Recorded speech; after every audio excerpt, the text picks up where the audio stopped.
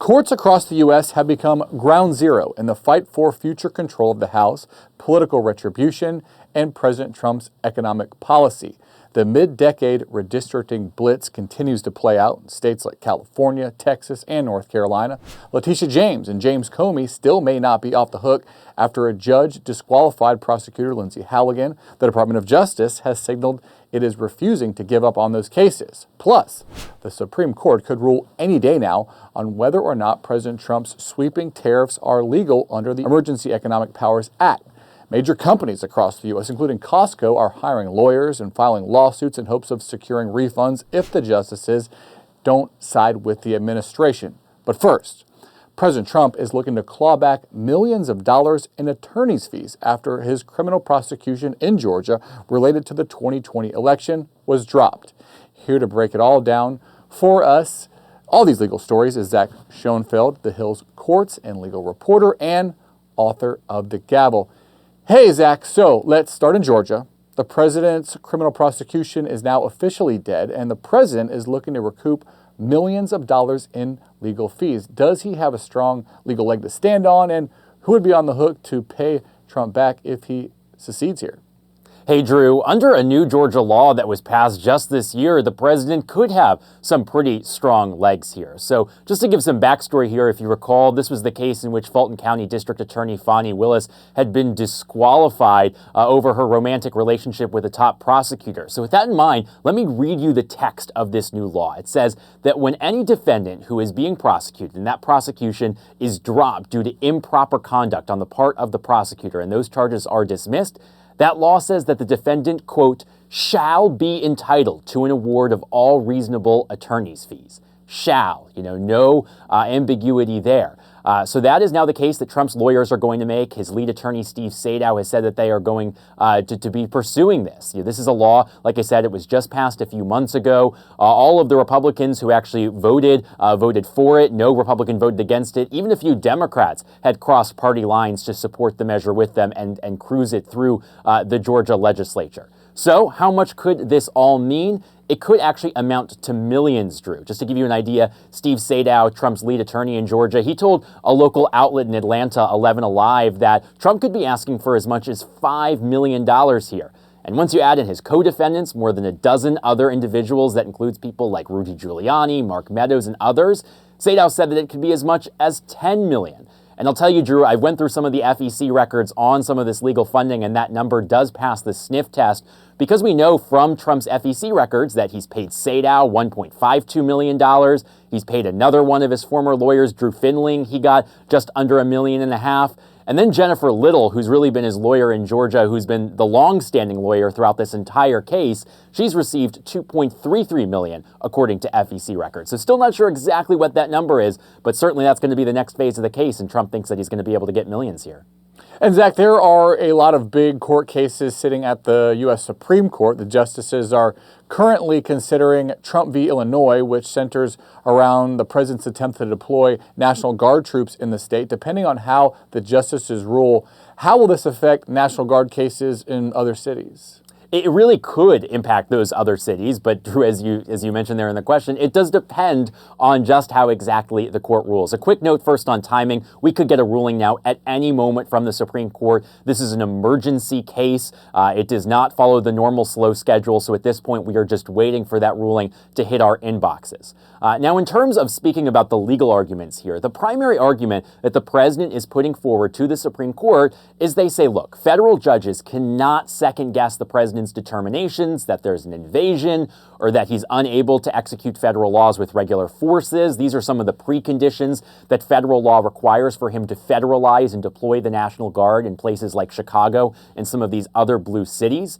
And if the Supreme Court were to agree with that primary argument, saying that, it doesn't even matter if what Trump is saying, that there is an invasion, if that's true or not, because courts have no business second guessing that, then that could really have ripple effects on some of these other cities across the country.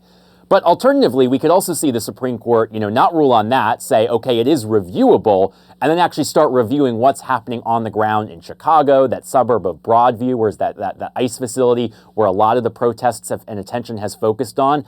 And if they do that, depending on what they rule there, then you really could see different results in cities. Take, for example, you compare Chicago to Portland. In Portland, the ICE facility there actually had to close for some time over the summer. So there's kind of some different factual circumstances on the ground.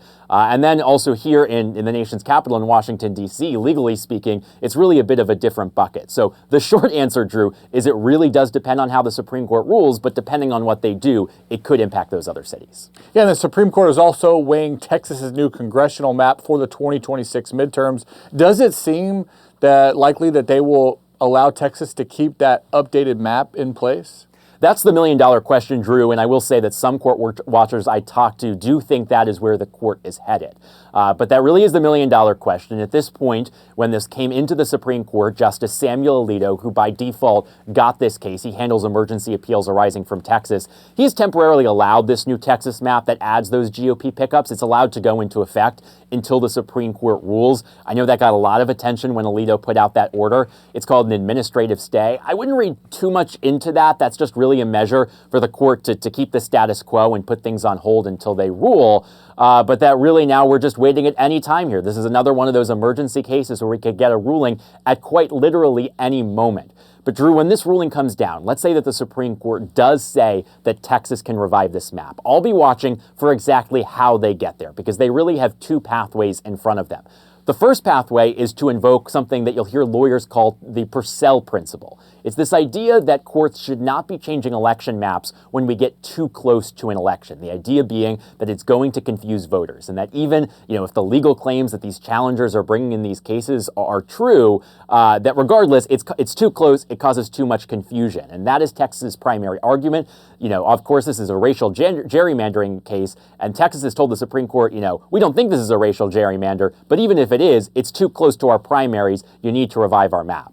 And then, of course, we could see the Supreme Court actually get into those racial gerrymandering allegations as well. So that's the key legal issues. But timing really is of the essence here, Drew, because the candidate filing period closes in Texas on December 8th, just a few days away. So Texas wants a ruling very quickly here. They have warned that if the Supreme Court prolongs this battle, it could really cause chaos because of all of those election deadlines coming up. And legal battles are also playing out in California, North Carolina, and several other states over redrawn congressional maps. What cases are you following closely? Yeah, Drew, let's go state by state on this one. I'll work my way east to west. So let's start with North Carolina on the East Coast, this map that adds a potential GOP pickup opportunity. The map so far has been upheld. This was a court challenge, came into court actually just a few days ago. We got the ruling on this from a panel of federal judges. So as of right now, that map is allowed to go into effect, and the only pathway that's remaining here is the challengers could try to appeal to the Supreme Court. They haven't done so at this moment. It's unclear whether they are going to do so. Then moving on to Virginia, where Democrats are trying to, they call it a special session, and they've begun the process to draw more Democratic-friendly maps. There was an effort in court to block the special session that happened earlier this fall. That effort failed. It's possible that we see legal challenges come there down the road.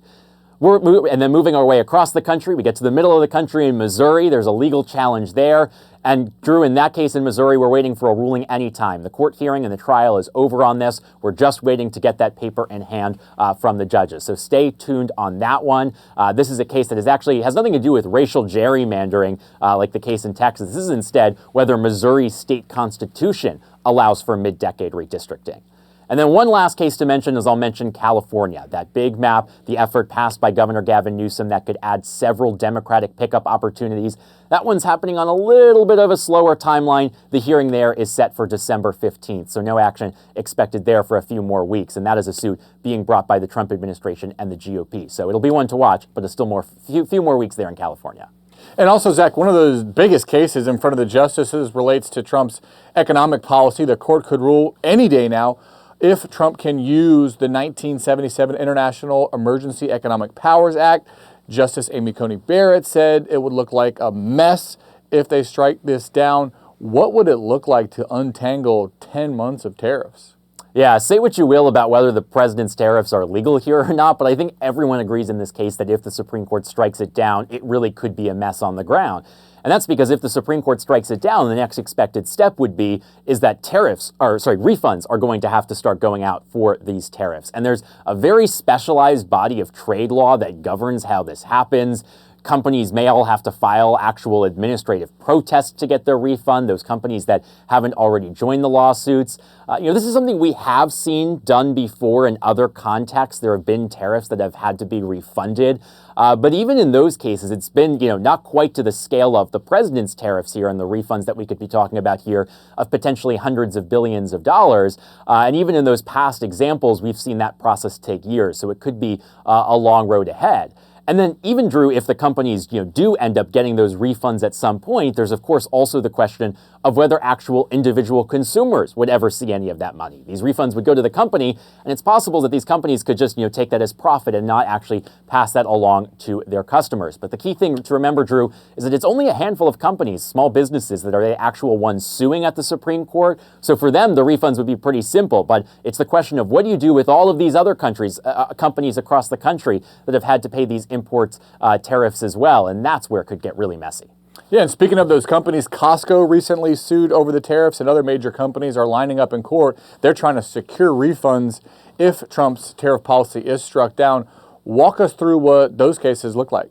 Yeah, this is something we've seen in the last few weeks. Dozens of companies, in fact, more than 70 now, have filed lawsuits lining up for refunds.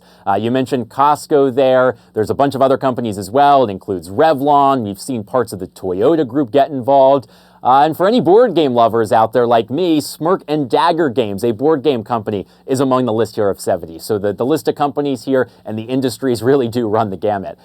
These companies they're actually suing in court individually because they're concerned that if they don't all file their individual suits, that they won't ever see those tariff refunds.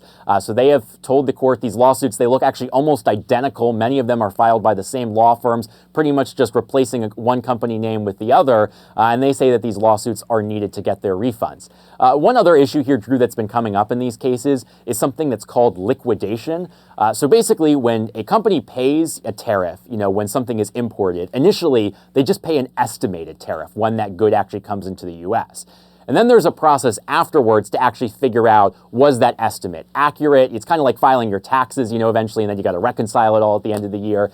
And some of these companies have warned that liquidation finalization process could happen in the coming weeks. And they say if that happens, that could mean that once it's finalized, that they're out of luck on tariffs. So that's why you're seeing all these companies flood the courts with these cases. Zach, I want to move on to the Department of Justice. Under Attorney General Pam Bondi, the Trump administration has made some controversial prosecutorial decisions, specifically going after former FBI Director James Comey and New York Attorney General Letitia James. A judge recently tossed those cases, ruling prosecutor Lindsay Halligan was unlawfully appointed, but the DOJ has publicly said it will continue to seek prosecution against the two. Does Bondi have a major uphill battle to face in those prosecutions, considering what has been ruled? I think the James Comey case does present a little bit more of an uphill battle, and that's because that case could implicate some statute of limitations issues. If you remember, back when James Comey was charged, prosecutors had been racing because that statute of limitations clock on his congressional testimony that this case is all about was about to expire. And so now that the indictment has been dismissed, the question is, can that clock get extended? Federal law says that when an indictment is dismissed, it can. Prosecutors basically get 6 months from when that indictment was dismissed to bring a new one, even if the normal timeline has passed. But the key thing here to watch, Drew, is when the judge dismissed the James Comey case, the judge actually wrote a footnote suggesting that provision of federal law saying, the clock gets extended, so that might not apply here because of Lindsay Halligan's appointment being unlawful, saying that these indictments were void to the point where new charges can't be brought. So you can expect that's going to be an issue that comes up because the DOJ reportedly is considering actually going back to a grand jury and seeking new indictments of both James Comey and Letitia James. So as we wait to see whether those new grand jury indictments see the light of day, I can assure you that if that happens, that is a legal defense that you can expect to see especially from James Comey, given those statute of limitations issues. I want to ask you about Senators Mark Kelly, Alyssa Slotkin, and other lawmakers being targeted after posting a video online. That video urged military members not to follow unlawful orders. Secretary of War Pete Hegseth has said the Pentagon is looking at Mark Kelly. What legal avenues could the DOJ take against other sitting lawmakers who were in that video? Yeah, Drew, we've really seen kind of two suggestions here from the administration, two threats here of prosecution. The first one is the normal criminal prosecution process that, anyone who commits a crime would go through the normal federal court system. Trump has actually been citing a provision of federal law on his Truth Social repeatedly, so we know the statute, at least, that he has been talking about essentially accuses these lawmakers of committing sedition. To give you an idea of the kinds of charges we're talking about, this provision is a neighboring charge to the seditious conspiracy charge that was used against organized groups back at the January 6th Capitol attack. And remember, in those cases when they were ongoing, we had been talking about just how serious those charges were. So this is a very neighboring provision there.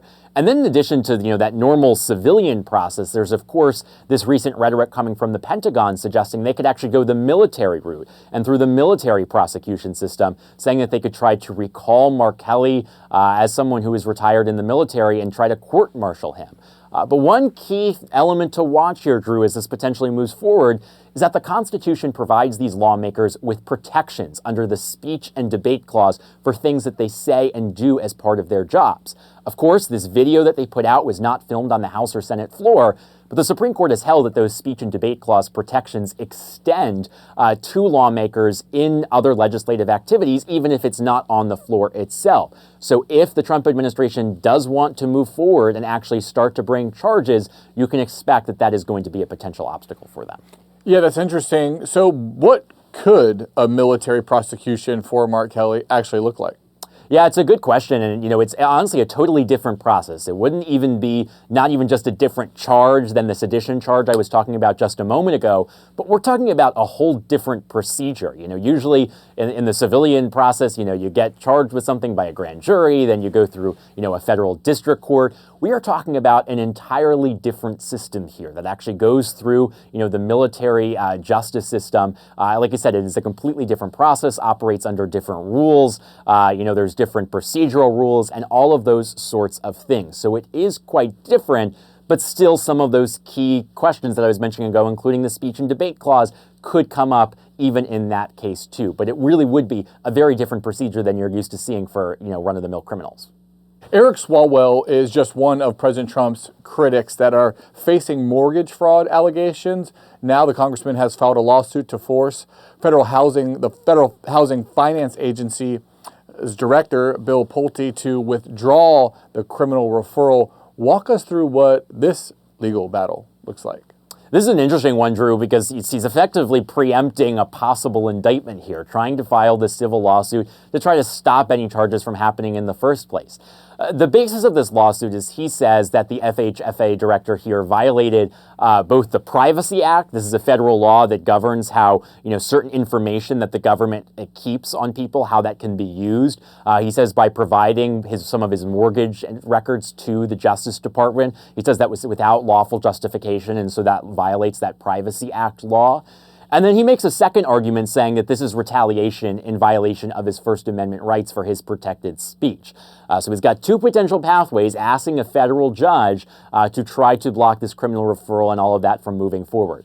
Don't have a big update on what has happened in this case. Nothing procedurally has really happened other than it being filed, except for one thing, and that was we have the judge assignment here. It's the case is being brought here in Washington, D.C., and the case has been assigned to U.S. District Judge James Boasberg. He's an appointee of former President Obama, has gotten a lot of ire from Republicans for some of his past rulings in high-profile Trump cases, including that big Alien Enemies Act deportation case that was really in the news back in the spring. So this will be a case to watch. In California, Senator Adam Schiff has also been under investigation for mortgage fraud. What obstacles is the DOJ facing in that investigation?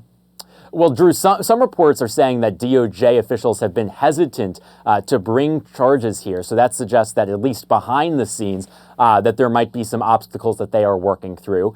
Now, that being said, we saw this similar dynamic play out when we were talking about the James and Comey cases before those charges were brought. There were reports about how the U.S. attorney in the Eastern District of Virginia at the time had been concerned about the legal theory of those cases. Eventually, he is no longer as the U.S. attorney. That's when Lindsay Halligan was brought in and those charges were brought. Here we're not talking about Virginia. If this case sees the light of day, we expect that this case would be brought in Maryland, but very similar dynamics. We know that the Justice Department has been talking about the potential strength of this case behind the scenes and whether they actually want to go ahead and seek that indictment before a grand jury.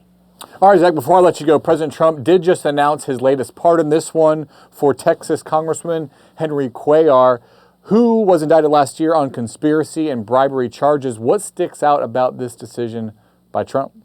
Well, right off the bat, Drew, the fact that Cuellar here is a Democrat, so many of the pardons that we have been talking about recently with the president have either been Republicans or even, when we're not talking about actual politicians, it is still folks who have been aligned with him or have been allied with the president in some way. But Cuellar here is a Democrat. He and his wife were charged with bribery for allegedly accepting nearly $600,000 from an oil company that was owned by the Azerbaijan government and a Mexican bank. But I should note, Drew, that this isn't the first time that we've seen Trump take action on a lawmaker's case. Of course, it was just earlier this year when Trump commuted the sentence of former New York Republican Congressman George Santos. But he hasn't been getting involved in all of them. If you remember, if you go back a little further before the Santos commutation, there was, of course, the case of former Senator Bob Menendez. And we know that as he was, after he was convicted there, that he was angling for a pardon. But at least as of right now, the president has not announced any pardon for him. So one Democrat has gotten a pardon from Trump, but not quite everyone. Menendez still out there searching for one. All right, thank you, Zach. Always great getting all your insight here. People want to get it right in their inbox. They can go over to thehill.com, click on newsletters, and subscribe to the Gavel. Zach Schoenfeld, thanks again. Thank you.